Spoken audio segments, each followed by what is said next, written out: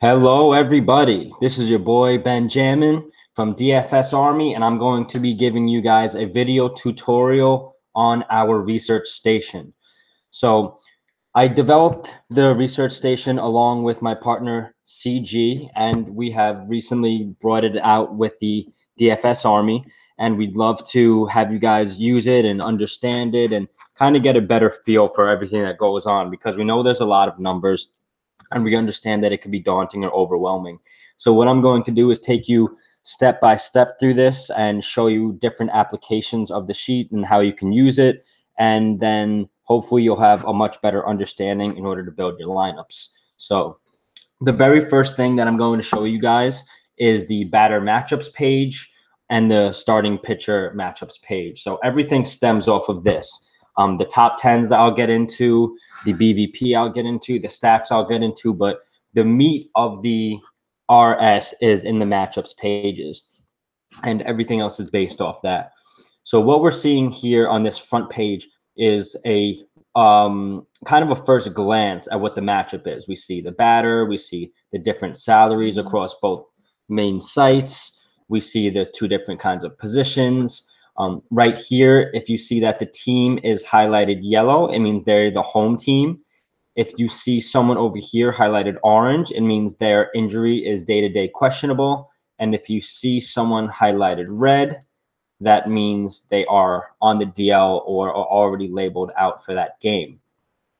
The reason I do this is so that I'm not having all of those players have ratings in here and being mixed in when I know that I'm definitely not going to be playing them regardless.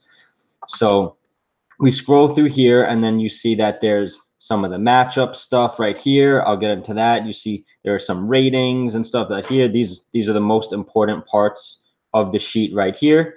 And then there's just a bunch of different extra information if you really want to dig in a little more in depth.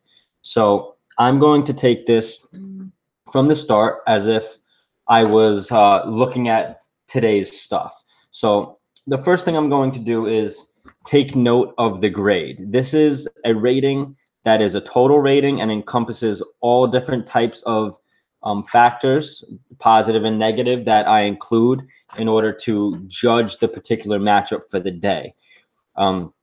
You have the 2 years plate appearances versus the opposing hand. So you see right here, if it's green for the batter's hand, that means he's in a platoon split, meaning he's facing a pitcher who has the opposite hand. So if you have Eric Thames as a lefty batting against a righty, it'll highlight that.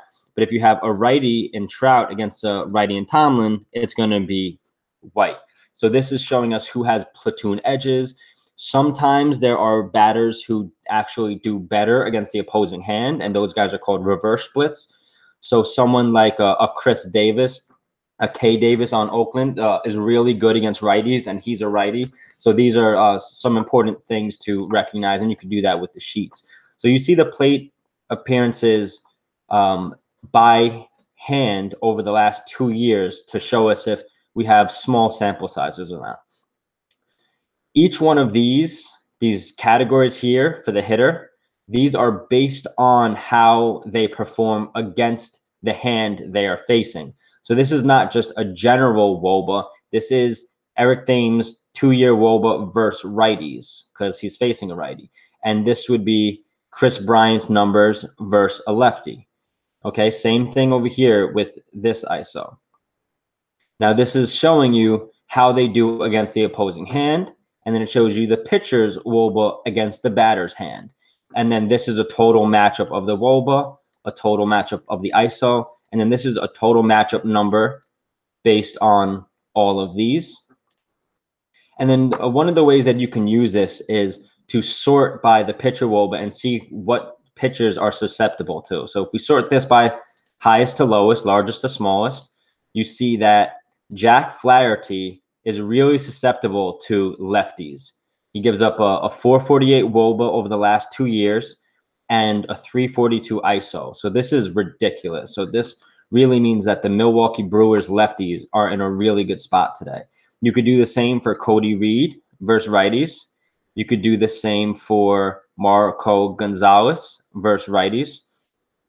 And then what you want to do is you want to be looking at who on the team you're picking from also has a high WOBA versus that hand. So Chris Bryant versus lefties is a really good matchup. Eric Thames versus righties is a really good matchup. These are bad pitchers versus good hitters. So you could do the same for here. So if we're looking for a power hitter, we're not going to find it from Eric Sogard because he has a .097 ISO. ISO is used for power. WOBA is weighted on base average. So this helps you understand how good a player is at getting on base. This helps you understand how good a player is in terms of raw power. So we wouldn't be looking at Eric Sogard for power in this matchup. We would be looking at Eric Thames.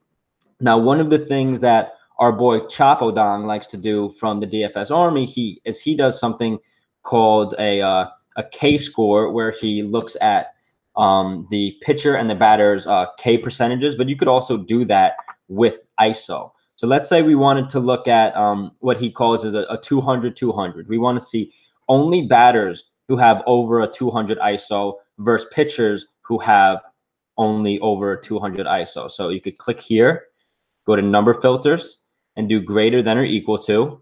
And since it's 0.2, we would put in 0.2 here. And then you would do the same for the pitcher's ISO.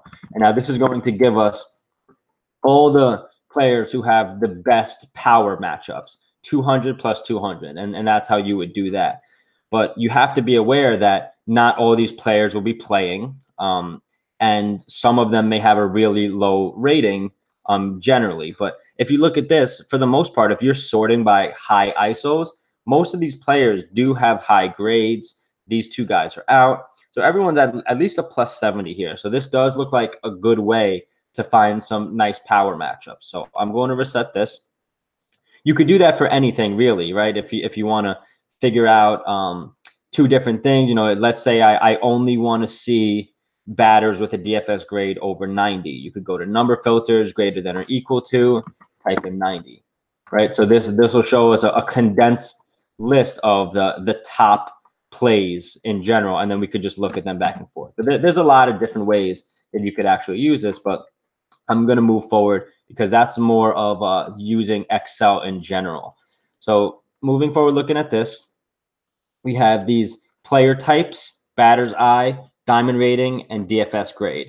Now, these are all ratings that I developed this year to help us understand not only who the player is and what type of player he is, but the matchup that he's in. So we have this right here is player type. So what we're looking for among this safety player type is guys who are kind of geared towards cash plays on any general slate. So if we were looking at an average pitcher and not an elite matchup or something like that, on any given day, Mike Trout's pretty safe. Hoskins is pretty safe. Charlie Blackmon's pretty safe. Posey and Sogard. Sogard sometimes is pretty safe, but he's someone who is a little boomer bust, but that's someone who kind of stands out to me as I'm not sure why it would be that high personally, but I trust the numbers. I think it's because of his batter's eye rating. And what this is this tells us who has a good eye at the plate, who sees the ball well, makes good contact, and doesn't swing and miss a lot. So that's what this is about. And that plays into some of the safety metrics. When we look at upside, these are guys who are, have upside, good at GPPs, and may have a little less safety or higher risk. So if you're looking at someone and you see that they are much higher as upside, that means they're usually good for GPPs. They probably hit home runs. And then if you see someone who's much higher in safety than upside, he's good at, getting on base or seeing the ball well. And he's someone that, you kind of want to lean towards in cash games and maybe not as much in GPPs because we want upside in GPPs. So that's what these are saying. They're basic player type ratings. So these aren't going to change on a daily basis. Once in a while, I will do updates on this when more data comes rolling in. But what you can get from this is if I'm trying to choose between two players for cash games, let's say I'm just going to look at first baseman, and I have here a few different types of players to choose from. let's use the top 4 rated guys. You could see that you have 2 guys who are closer to 90% safety, while the other 2 are closer to 80. So for cash, I'd be looking more towards Freddie Freeman and Carlos Santana. Now, knowing that Freddie Freeman's higher in grade by over 10, I'd probably just lean towards him. So if I was looking at cash, I'm looking a little bit more towards Freddie Freeman. Now, batter's eye, like I said, this is about guys who see the ball well. This is about guys who make solid contact, don't swing and miss a lot. So that's why a guy like Joey Gallo, who has a ton of strikeouts year to year, but a lot of upside. So he's going to have a low batter's eye, a low safety rating, but he has a pretty high upside rating. So this is a guy who's good for GPPs. You see the difference here, how it's 88 and 70. This is a big difference. So this is not someone you generally want to use in cash games. He has a 70 safety rating.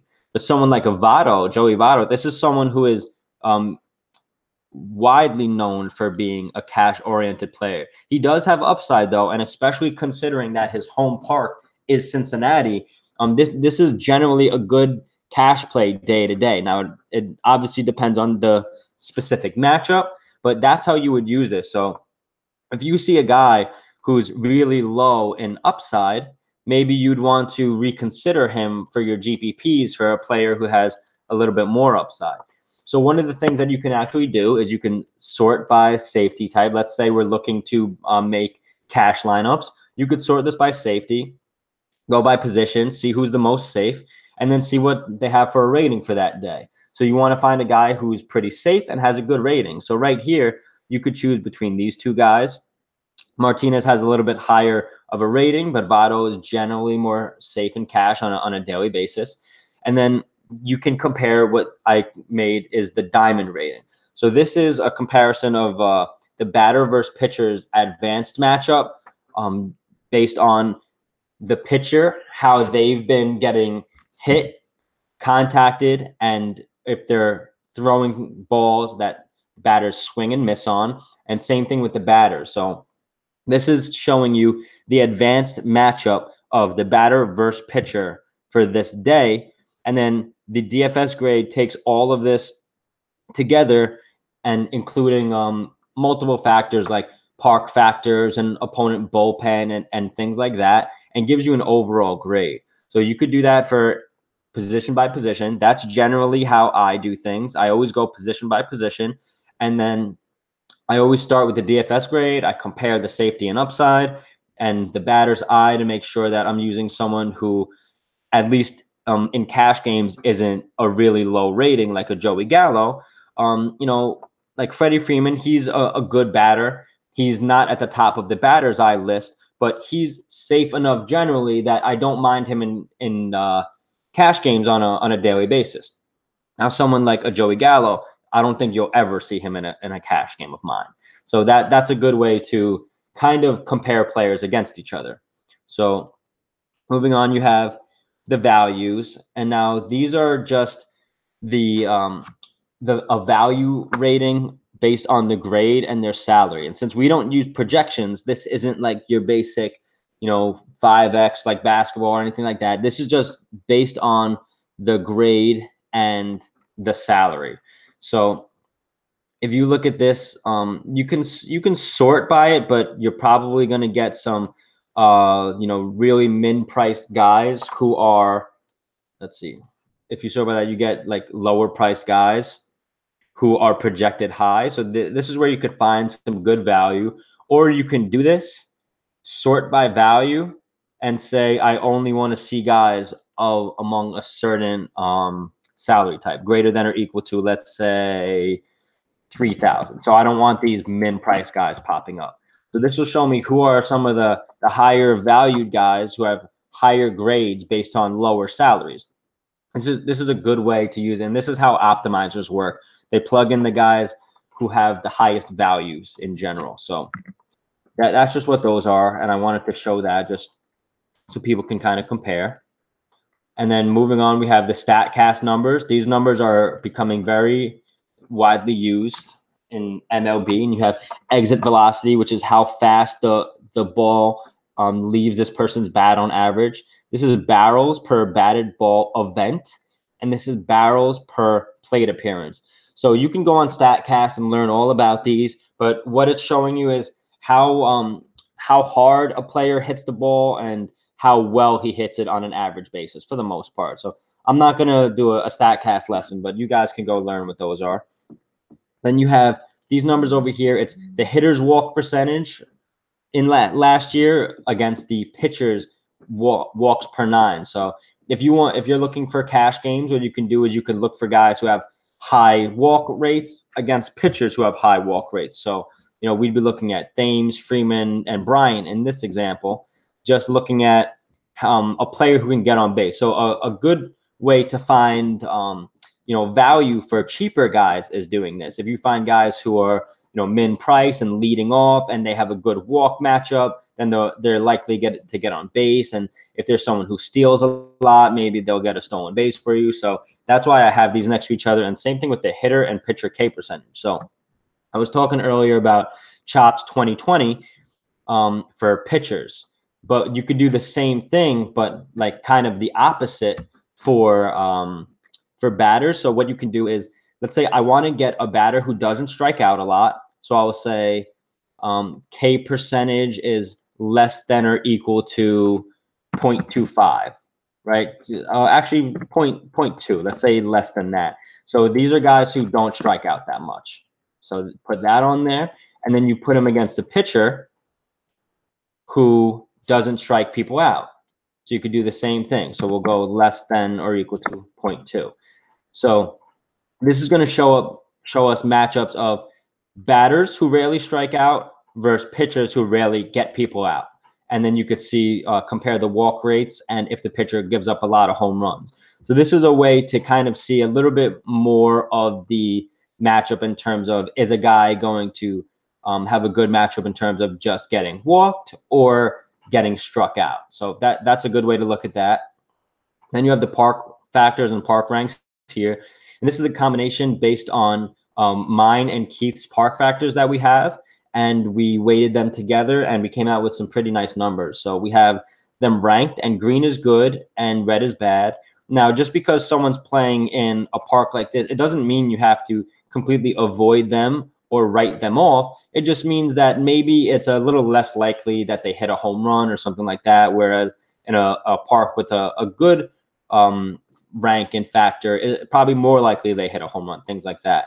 So what we're doing is we're showing the rank just in general of that park. Then we're showing the factor that we have.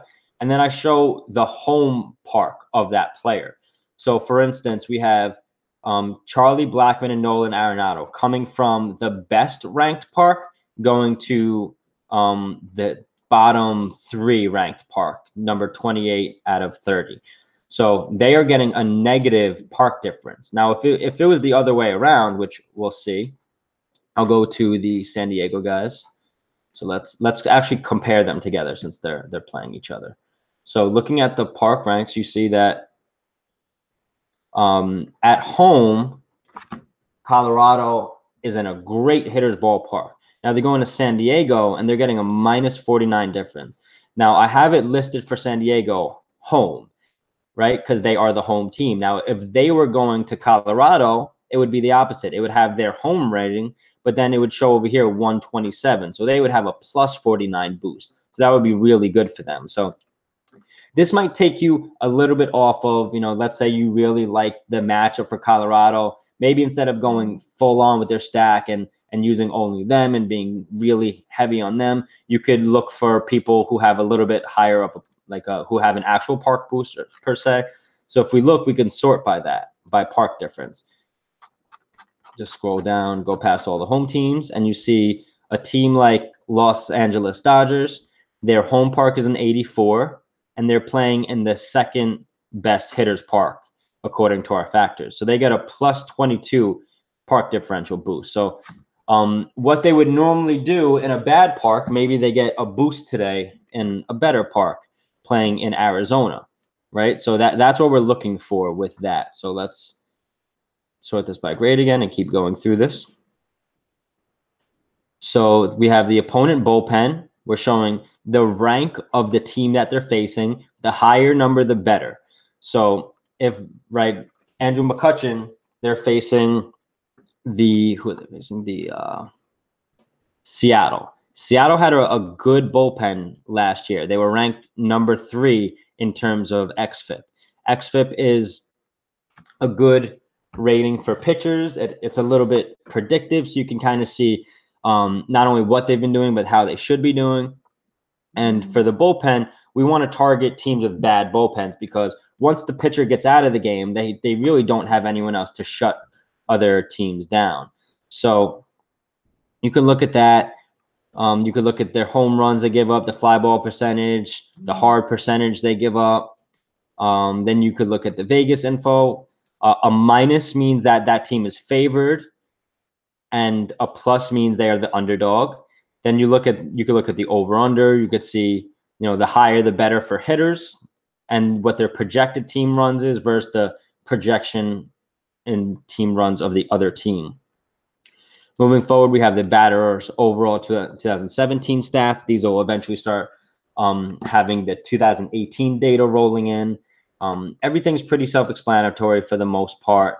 If you don't know what things are, you could always search them on Google, say WRC Plus and then Fangraphs, and then you'll get a nice definition page there. So I don't want to go through each and every stat, but if you have something to look up, you can look up there and it'll show you exactly what it is. Then you have these splits right here. It shows you what that player has done in the last 2 years versus lefties and versus righties. So you can see like if we sort by ISO versus lefties, right? I'm not going to sort. I'll just use this example. Rice Hoskins. He has a .439 ISO versus lefties in the last 2 years. Now, he probably has small plate appearances. Yeah, you see that? He has 41 plate appearances. So this is a little bit of an outlier. So let's look at someone maybe who has a little bit more stable numbers in terms of at-bats. So I'm going to use Chris Davis, who I was telling you about earlier, and let's compare his numbers against each other. So we have versus lefties and versus righties. So we have Chris Davis. Over the last 2 years, he's had 253 at-bats versus lefties and 868 versus righties. So you can't really look at like total home runs, because obviously he has a lot more at-bats against righties. Now, if he had more home runs versus lefties in almost, like 1/3 of the at-bats than he does against righties, then you'll really want to play him when he plays versus lefties. But for now, we can compare the WOBAs and the ISOs. So versus righties, Chris Davis has had a .350 WOBA, versus lefties, and he's had a .357 WOBA versus righties. So right there, higher versus righties. ISO, .261 versus lefties, which is actually really good. That's real high power versus lefties. But he has a .285 versus righties. So this is what you would call a reverse splits hitter.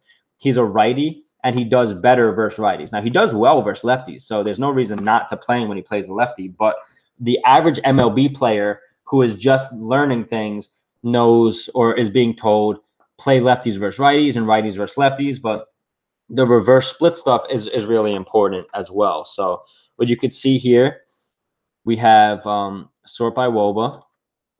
So now we see Piscotty and Chris Davis. You can just actually see it right there. Are actually really good versus lefties that they're playing today.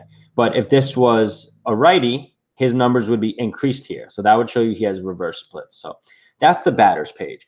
And now what I did is I took all of this information and I condensed it. So if you don't have a lot of time, you can go to the top 10s and look at those. So the one thing that I have to mention here is that the top 10s take in players who are kind of hurt. So you'll see Daniel Murphy is here as a safety player type. He's hurt, but it's still pulling him in here. So you have to be aware of that and don't just blindly pick players off of this.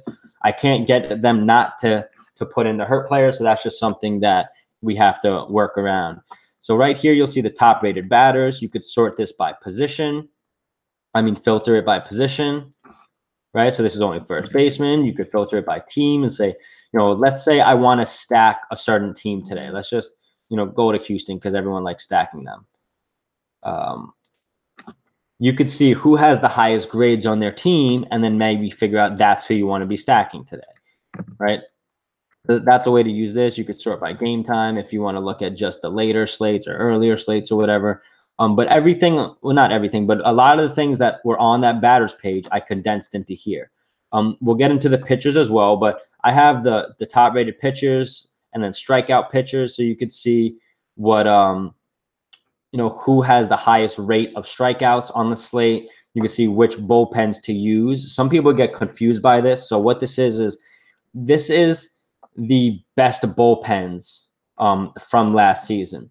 So best to use, meaning that if you're picking a pitcher, you can feel a little safer because he has a good bullpen. So it's the worst to pick on.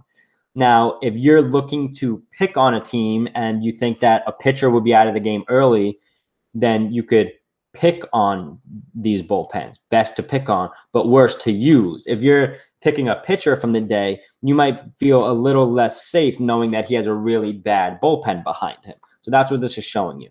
You have the Vegas lines, which is pretty self-explanatory. And then you have the hitters parks. So these are parks that are good for hitters. And then you see the projected runs of the team, right? So like Arizona and Dodgers are both playing in Arizona, but Dodgers have a higher projected run total. So this is a good way to compare the teams who are playing in hitters parks and see if you want to use them. So like the Cincinnati game, it got rained out, but I would have been heavily on the Cubs playing in a hitter's ballpark, projected for almost 5 runs. This is nice.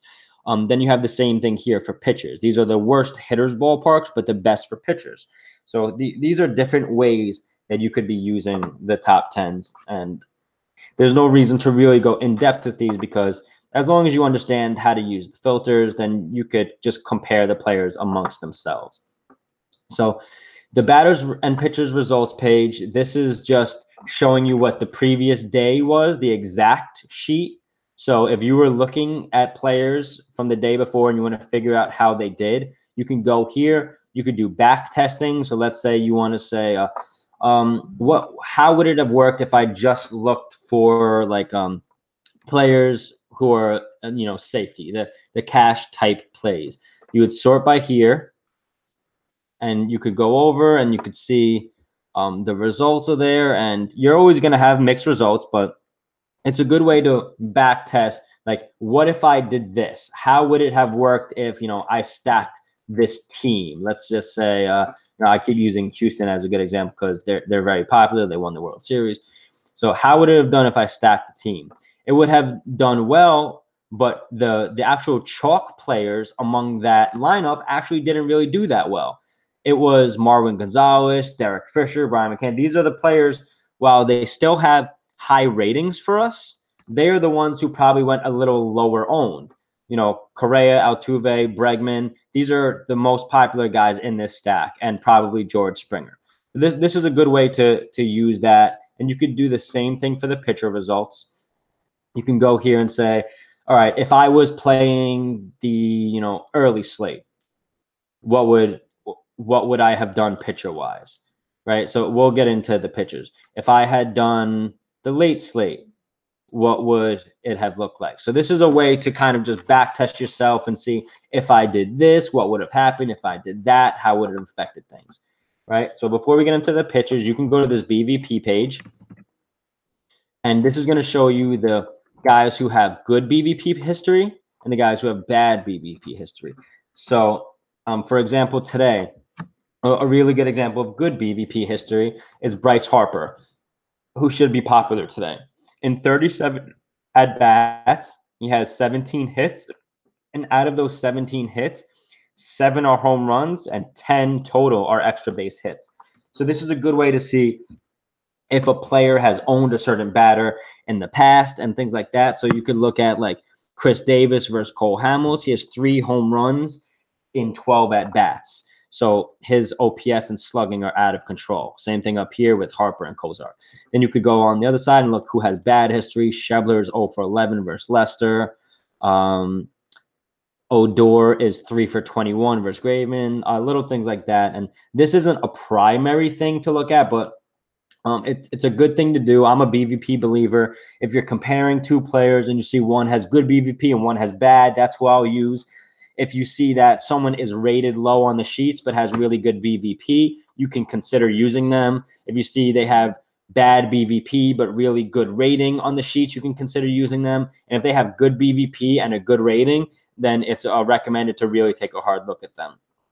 So moving into starting pitchers, what we have here, let me get rid of this. So we have the entire sheet right here. It's sorted by grade, the same thing. So it's I like to keep a similar setup so people kind of understand and get a fluency when they're looking through this stuff.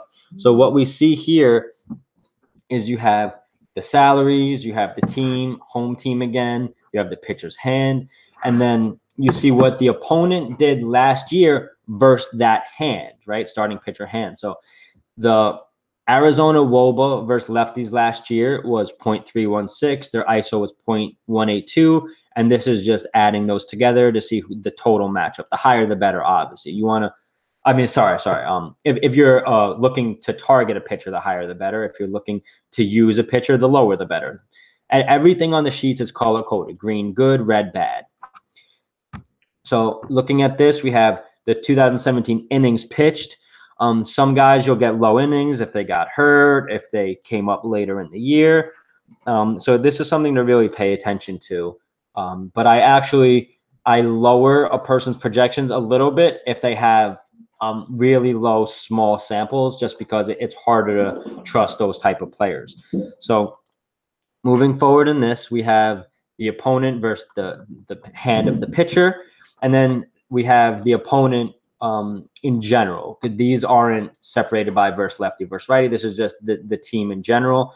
And then you can, if you're looking at the individual players themselves, you can go to the batters matchup and see what their K percentage is versus lefties and versus righties. So let's say, for example, Kershaw is playing Arizona. So I want to see what Arizona does versus lefties in terms of strikeouts for each player.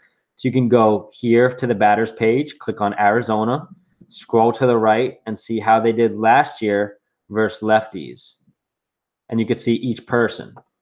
So Pollock doesn't really strike out versus lefties. Lamb is a lefty, strikes out at a high clip for them. So this is a good way to compare.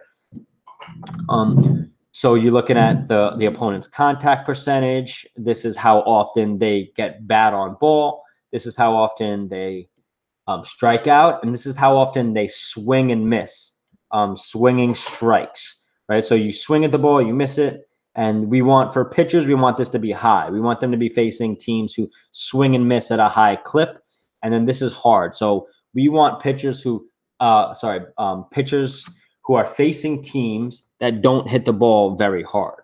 Now, when you have someone as elite as Kershaw, he's going to be at the top most days that he plays because his numbers are just so phenomenal game to game, year to year.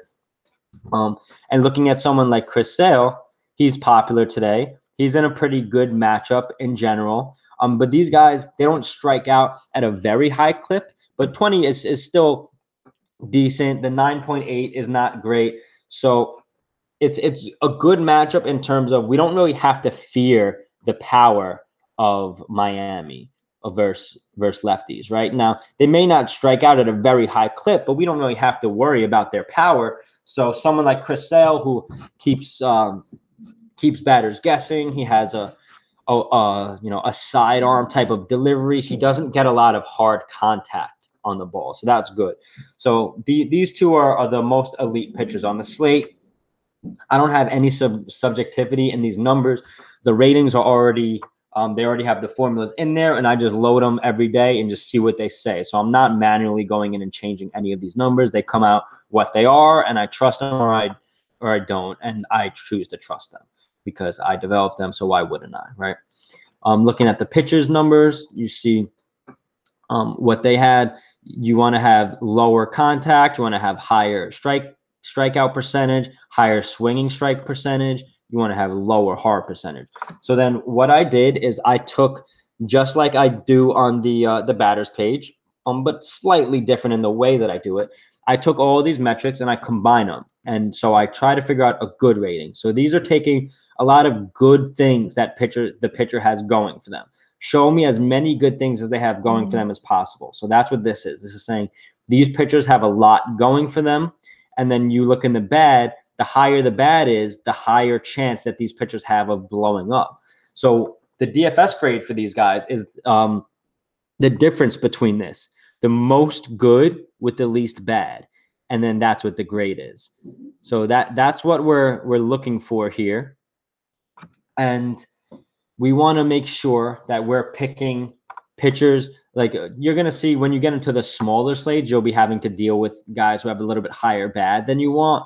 But for the most part, we want to have guys with high good and high bad. So if you're looking strictly for just high good and seeing what kind of upside does this guy have, independent of his chances of getting blown up, you sort by this, and you'll see like someone like a Matt Boyd here. He has a middle of the road good. He has a middle of the road bad, but his rating in general isn't that high because of the combination of them, right? So moving forward, you can this is what I do to sort by bad. This is what I do to pick on pitchers is I sort by bad, and this is how I get a lot of my stacks. So I sort by this and see which pitchers are most prone to blow-ups, and then you could use this, or you can just sort by grade by lowest. And these are the ways that I like to pick on pitchers. Two of the ways in general. And you could do lowest bad. So these are guys who are probably least likely to blow up. Just different ways of using it. And everybody uses it differently, but I choose to just kind of stick with the grades. And you'll see that this isn't an exact difference, right? So 92 minus 9 isn't 95, but I like keeping these numbers on a scale closer to 0 to 100. And sometimes you'll get guys with negatives and just write them off, disregard them because they're probably new. They don't have good matchups, small sample sizes. But so this, while it doesn't come out to, what is that, like 88 or 89 or 90 or any of this, I have to bump it up a little bit just so it's closer to 100 instead of just showing you guys who have like 80 and 30 and 20. You want to look, it's just more appealing on the eyes. So that's where this comes from. Same thing with the value over here. Moving forward, these are the pitcher's stats of the last 2 years: fly ball percentage, walks per 9, strikeout percentage, home runs per 9, walks and hits per innings pitched, and xFIP. So always follow the rules of green is good, red is bad. So Kershaw is more of a ground ball pitcher than Chris Sale. He walks less people, about the same K rate, less home runs, walks and hits per inning about the same, and xFIP less. So Kershaw is elite. Sale is one of the best pitchers in the game, and Kershaw has him beat on almost every metric. Now, Sale's he has a better matchup just generally in a better park. So that's why he's almost identical in terms of rating as Kershaw is. He's only 3 points under, but if you look, the price is very similar. So they bumped him up, Sale, knowing that he had a better matchup and was in a better park. So the salary kind of takes that into account, which is very interesting that they do. So you want to kind of pay attention to these different things and compare the pitchers against each other. So if you're looking for, I'm using this pitcher or that pitcher, you could see, all right, this guy's more of a ground ball pitcher, but he gives up more walks. Archer has a higher K percentage, less guys get on base. He has a better xFIP, so he's a better pitcher just generally over the last 2 years. Then you combine their park ratings, team bullpen, Vegas. These are all accounted for the most part, within the bad and good ratings and grade as it is. So if you're looking for just a one-stop shop, you come in, you look at the grade because a lot of the work is done for you. But if you want to dig more into the matchups, I have no problem with that. Sometimes you might find a guy who's rated a little lower than you expect, and you want to use him because you find out he has, a couple of good things going for him, and you don't mind, the blow up potential or something like that. Like I know today a lot of people are on Justin Verlander. We have him rated a little bit lower than probably most people in the industry, I'd say, just because he actually has a pretty not great matchup. For the most part, Baltimore has been pretty decent versus righties. They have some pop. They have Jonathan Scope is a reverse splits hitter. You have Chris Davis, who's really good versus righties. So this isn't a lineup that generally you want to really pick on in terms of pitching righties against them. But they do give up a lot of weak contact, some high strikeout ratings, but they hit the ball hard. So what this is saying is, yeah, he has a pretty good matchup versus them in terms of strikeout upside, but he has a lot of areas that could potentially go bad for him. So that's why he has a higher bad. And the higher bad, the lower the rating would be. So he has some upside for sure, but for us, he's a little bit lower than the industry. So when we see things like this, personally, I hope he blows up a little bit because then it looks better for us, right? Like, but if he goes completely off today and has a really good day, then I have to go back and consider why he was in such a good spot. Maybe it's the lineup changed. Maybe they had more righties in the lineup than they're used to, and less players good against righties, things like that. But for the most part, I like to have these kind of discrepancies because it puts me on different players than the industry will. And I'm more of a GPP player in MLB, but for the most part, you have guys who are more cash safe and cash viable. And that's what I try to find with these, good and bad rating. That's what I'm looking for. I'm looking for guys who have really good factors going for them and less bad factors, right? So would I use Verlander today? Sure, why not? He's not in the worst spot, but he's obviously not one of our highest rated players. But once you start breaking down into the smaller slates, he may be, the highest rated guy among the other pitchers. It's all relative once you start getting into smaller slates, and that's where I primarily go. So a lot of the times you'll see me on lower owned pitchers than the rest of the field because I have ratings that are showing me more advanced analytics than some people use, and it'll give me different routes to go. And once you take a different route than the industry is taking, you're really starting to play a little bit more contrarian. So, for example, if everybody's on a higher priced pitcher and you have someone who grades out just as well and is cheaper and you use them, now you have a chance to get higher priced bats and bigger power bats than maybe the rest of the industry is because they have to pay up for that pitcher. So it's just the way that I like to play. So I kind of like seeing these discrepancies where, this guy's going to be highly owned and I hope he fails. Just because if he's highly owned and fails, that's really good for me because I'm using these guys up here, right? And if a guy, now let's look at, he's on the 8 p.m. slate. So if we were playing that slate, I'm not really sure what the numbers is. I think it's 7:35. So let's just go with this and just assume 7:30, 7:40, and 8:10 is the slate, which it probably is. We go here now. Out of everybody on this slate, Verlander's ranked the highest.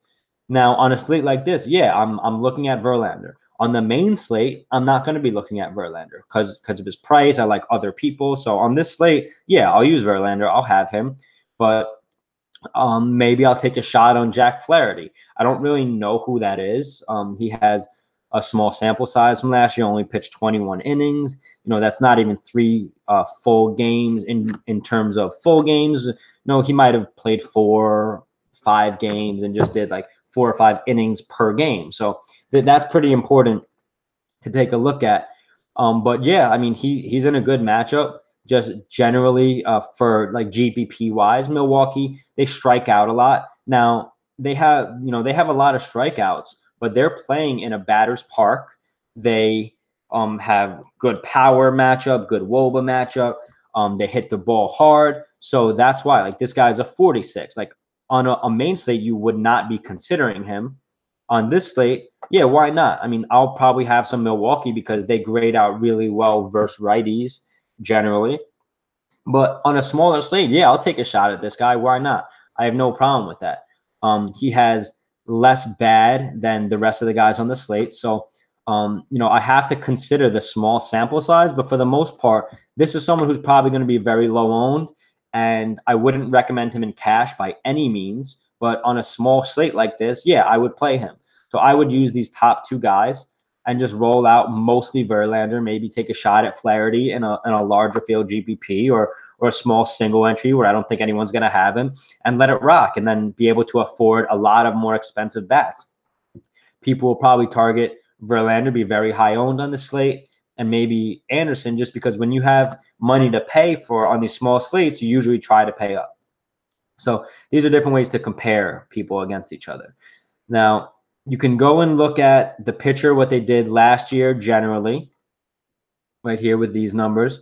You could look at how they did last year, home and away. Now, you'll see some smaller samples in this just because not only is it taking their innings pitch, and if someone has small innings pitch, it's almost dividing those in half. It's cutting them down. So you're going to see some smaller sample sizes here, but some guys are better at home than away, and vice versa. But that's a little bit more digging than you really need to do. I just like having this on there in case people like looking at it. I don't generally use this as much just because there's a lot of factors that go into this and a lot of noise, but some people like using it, so I leave it on there. Now, moving forward, we've covered the different matchups pages, but actually before I move on, let me show you the 2020 that I was referring to earlier for Chop. So he uses a 2020 that he calls, and he likes to look at and this is for using pitchers. He likes to look at pitchers who have at least a 20% K rate. So let's go here, go number filters, go greater than or equal to 0.2, right? We're doing 0.2 because this is a percentage. So if I took this as just the regular number, it's 0.3. But since it's a percentage, it's put in, times 100, whatever. So what we do is go number filters greater than or equal to 0.2. It's going to show us only the pitchers who have at least a 20% K rate. And then we go here and see what teams have at least a 20% K rate.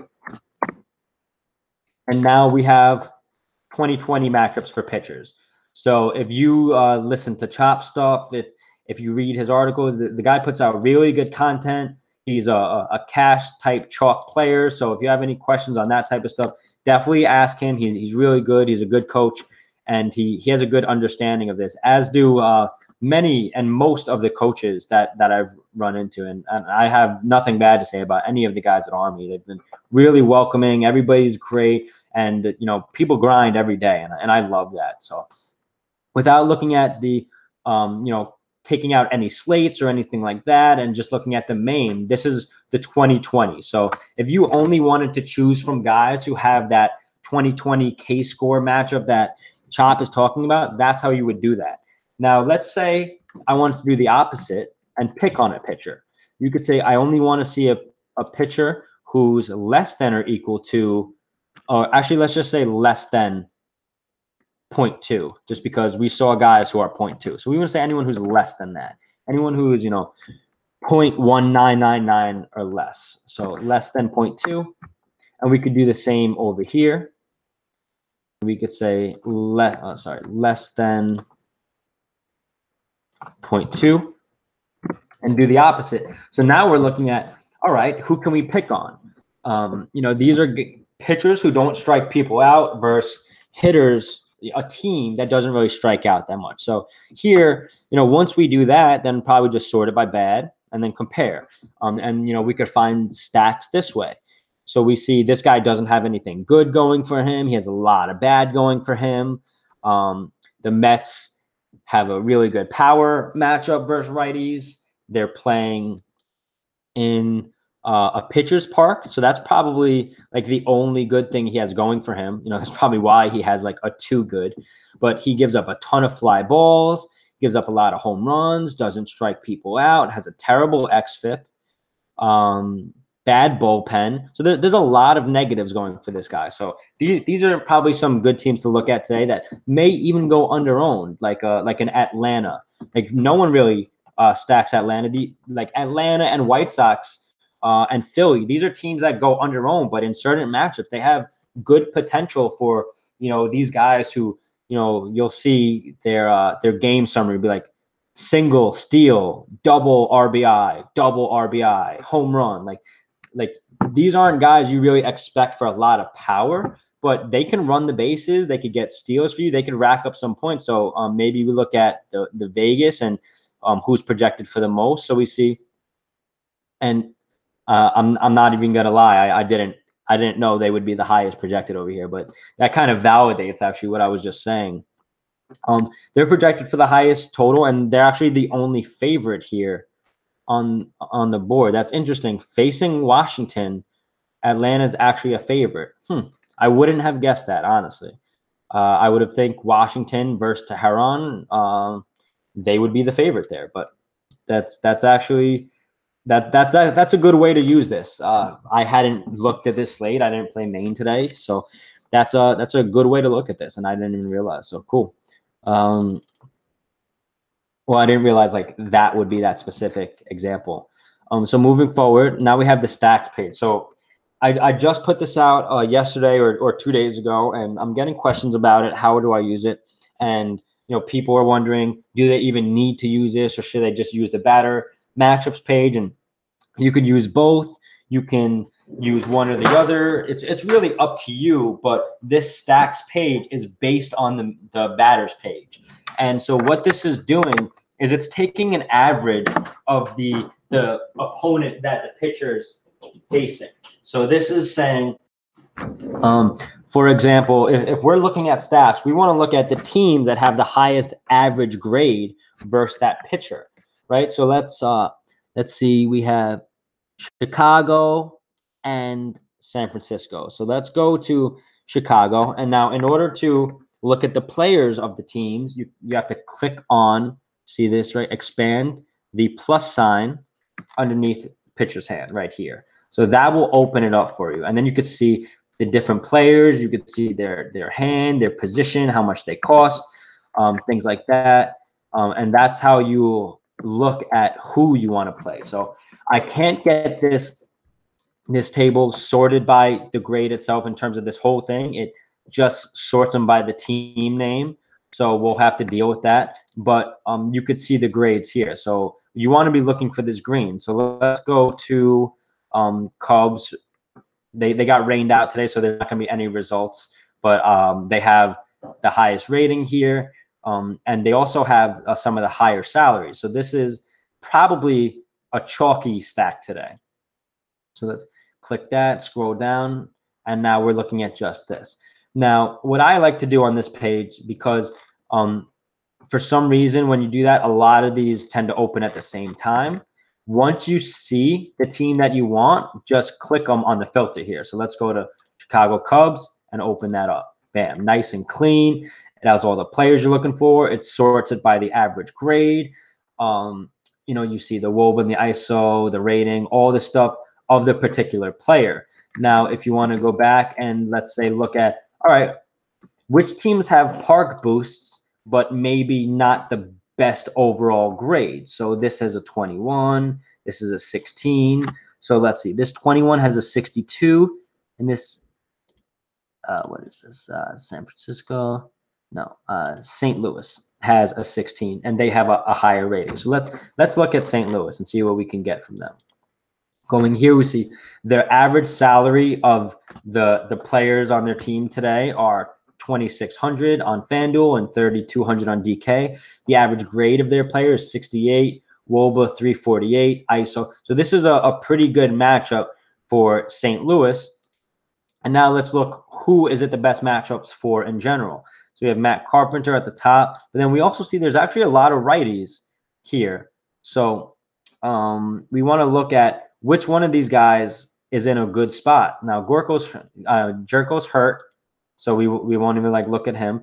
But you have a grade for Carpenter. You have grades of 81 here. So this is the way that I'd be looking to find the players in the stack that I want to use, right? Diamond rating, barrels per plate appearance, park boost, different ways to use this. So the reason that you would use this over, and if you want to collapse everything, guys, you just right click in here, go to expand collapse, and collapse entire field. That'll bring you back to general. Or you could do sort and, oh, sorry. No, actually, that's the only way. You would have to collapse that whole thing. So when you see right here, that opens up. A lot of them open up. You don't want them all open. You could either do Control Z, undo or redo, Control Y, or just expand collapse. So that's how you use it. These are pivot tables, in case you're wondering. So this doesn't show name, batter, hand, and position just because it's not expanded. We're not looking at anybody. But once you open it up, that's when you see that information. So right here, the reason why you would look at this if you're looking for stacks is because it gives you a nice quick glance at which teams in general have a lot of players who are higher grades. And you want to be playing players who have higher grades if you're using the RS for the most part. So that's why you would use this. If you go here to the batters page, you can independently, go through here and then kind of look, see which teams are showing up the most, or sort by WOBA or ISO and figure out which team you want to look at, Milwaukee, Chicago, New York. But this is a good way to get a real quick glance right away. Just go to this average grade column and see, okay, stacks for today. Maybe the Cubs, maybe Colorado, maybe Milwaukee, maybe San Francisco, maybe St. Louis. And then you kind of just dig in and see which one of those guys you want to play. So I'll probably be playing the late slate tonight. Colorado, I'll probably have a lot of them. Who do I want to play from there? Let's see, Blackman, Arenado, Story, probably all of these guys right here. Now, I probably want to get a little bit less exposure to these guys who are rated the least. Will I have some of them? Sure. I have no problem mixing in anyone into stacks. Even when I write articles and I have like a core or value, if someone isn't in there, but I like a stack, sometimes that player will just end up in the stack. If I'm forcing in 3 or 4 players from a team and I'm making multiple lineups, they might end up in there because they're a part of that stack that I'm looking for.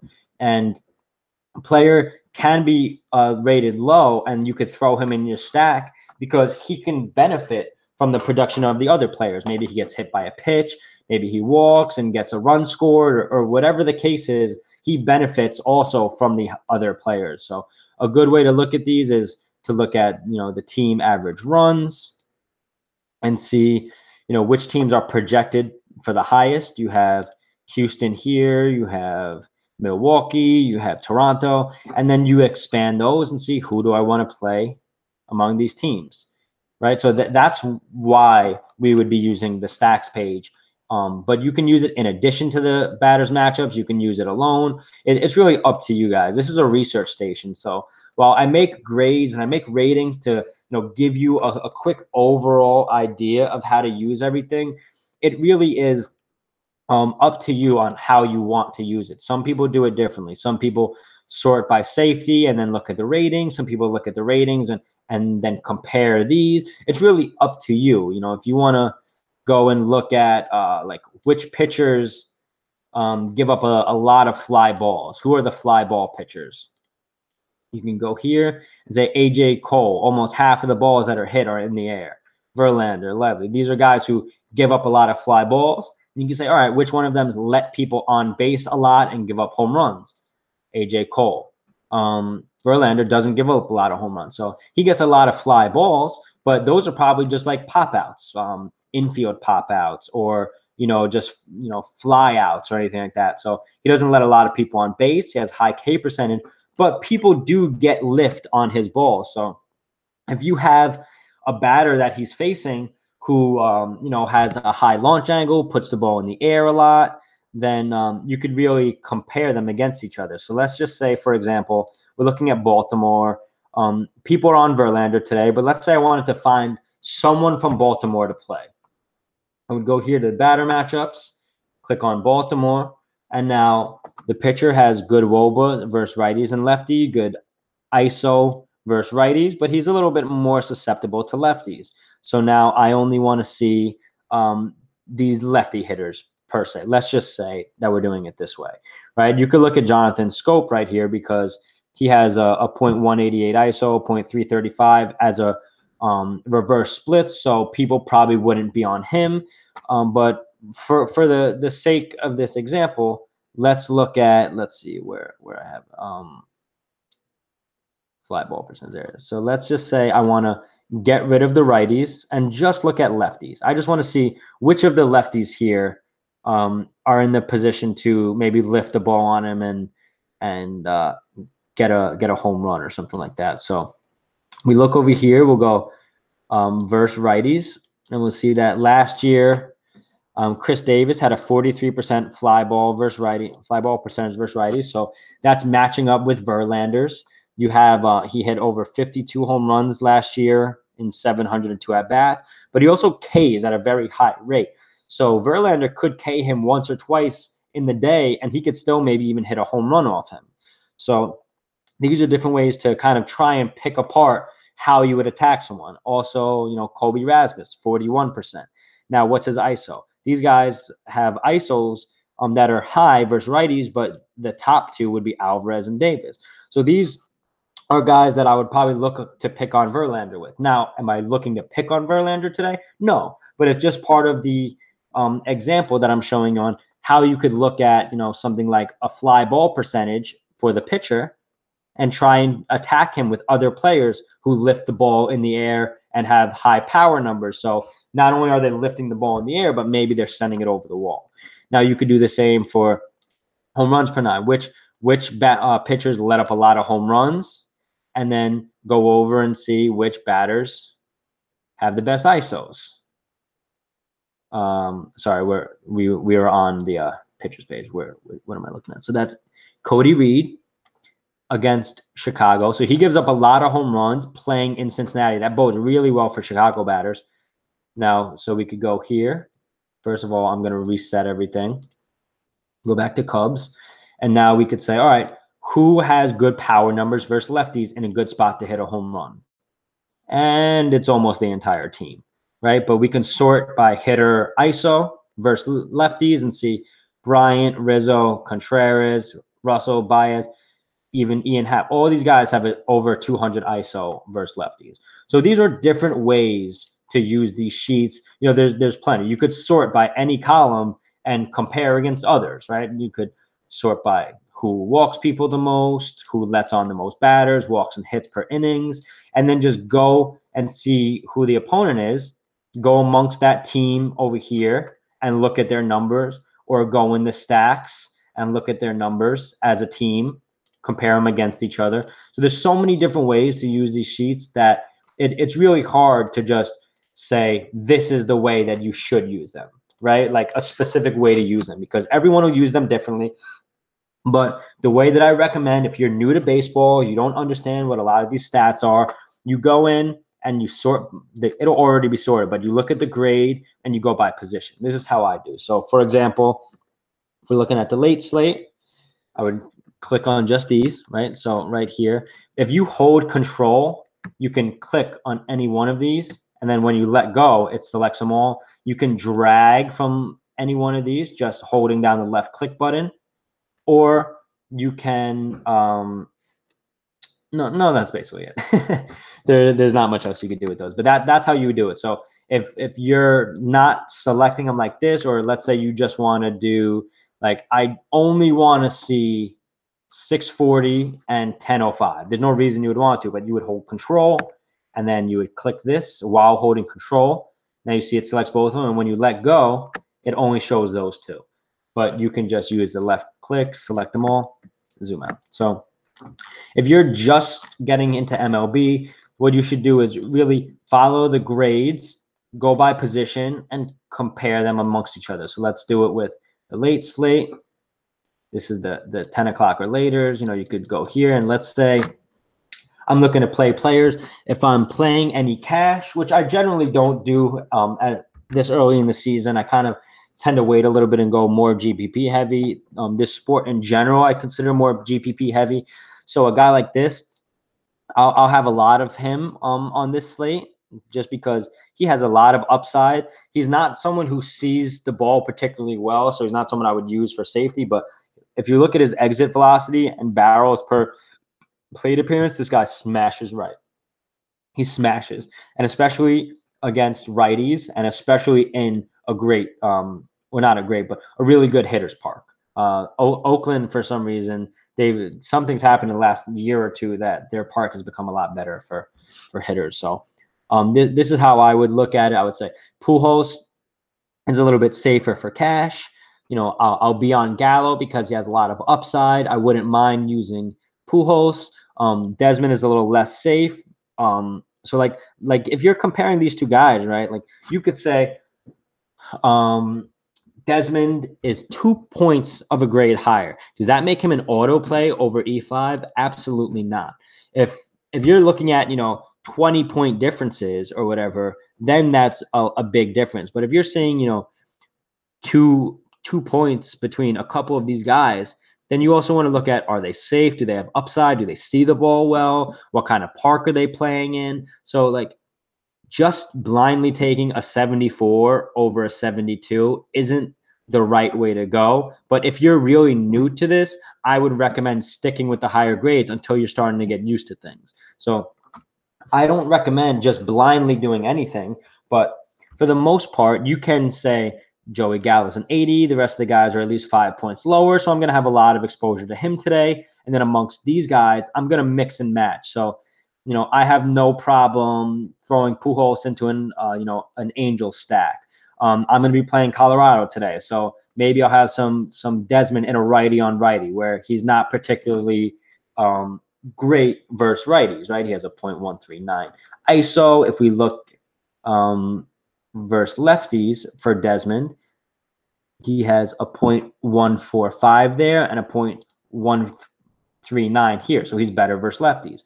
Now, if you're looking at E5, he's much better versus lefties than he is against where am I going? Oh, wait, sorry. No, I have that backwards. He's actually has higher power against righties than he does against lefties. That's interesting. I kind of thought he was a little bit better versus lefties. So looking at that, saying, okay, so he does have some decent splits. Let's see what he's done versus Richards in the past. Because right here we're looking at a difference of 2 points. So do I want to blindly play Desmond in a righty matchup? No. E5 actually has good numbers versus righties if you look the ISO here. But the thing is, Richards is actually pretty good versus righties. So that's why the matchup and the grade is a little bit lower for him. But let's look at BVP and see what he's done in the past. Maybe he has good numbers versus Richards in the past. So we can either just look at it in general, or we can sort by the time, since we know that we're playing the late slate, and say, let's look at just that. Okay, E5 is 5 for 12 with 2 home runs versus Richards. So he may be lower owned on this late slate than most people. He may be low owned on this late slate. Most people probably won't be looking for him in a righty on righty matchup, but we just saw he's actually good versus righties and even has even better power numbers. He's 5 for 12 versus Richards with 2 home runs. 4 of those at bats were actually Ks. So Richards, he does have a good K potential versus E5, but E5 also can put one out on him. Chris Davis versus Cole Hamels, 4 for 12 with 3 home runs, but he does have 5 Ks. So this is the kind of slate where pitchers can get a lot of Ks and batters are in good spots for home runs. And that's a lot of the time when you're messing with small slates, that's what you see. You don't always get, ace pitcher versus bad team. And when you do, they're going to be, that pitcher is going to be chalk. So these are different ways to use this. I really hope this helps you guys.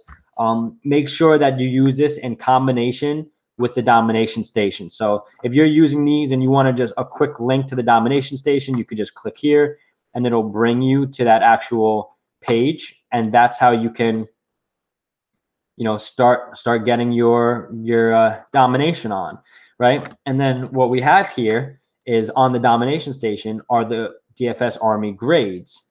So you could sort by this and see who you want to play. Or what I like to do is, I look at the fantasy points projected, and then I like to see what the grades are next to them. And it's a little bit different, but for pitchers, you can use these buttons here, and it'll, like for Kershaw, if you do 10% bump, it'll give him 4 more points, right? Or 4.2 more points. But you can't really do it for batters. Like you can do it for batters, but it really doesn't do much, right? So like, if I adore the most I can with Braun, it's giving me 15%. Now it's going to bump him up a little bit, and that's good. But let's say we're looking at anyone under 10, and we want to give them like a love bump. Now that's going to give them just less than a point worth of projection. Now it's going to bump them up a little bit, and that's good. But if you want to say like force someone in, and you're putting that a door on, and let's say it still doesn't get to where you want to get, and I definitely recommend using these, but if it still doesn't get to where you want to get, then you could just really go in and say, all right, just bump them up to a 12 and just leave it at that. Now, I try not to mess too much with the projections, right? Because the projections are good, they're on point, and I like to just compare them. So what I'll do is I'll look and I'll say, all right, these two guys are projected in a similar range, but this guy's rated a lot higher. So me personally, I already know I'm trusting the grades. I'm gonna probably say, all right, let me like love him or like him, and then go to this guy, golly, let me love or like him, just so it gives it a little bit more preference to the guys that I have rated higher. And we're still working with the projections here, then you'll run that optimizer. So use the research station, use the domination station, and hopefully collectively we'll be making some money together. All right, guys, I hope you get some help. I hope this helped you, and I hope you really learn how to use these tools, because they're really great stuff, and this has contributed to a lot of my success in MLB. All right, guys, reach out to me on my private channel in the Slack chat. Reach out to me on Twitter at xbenjaminx, and stay cashing, everybody.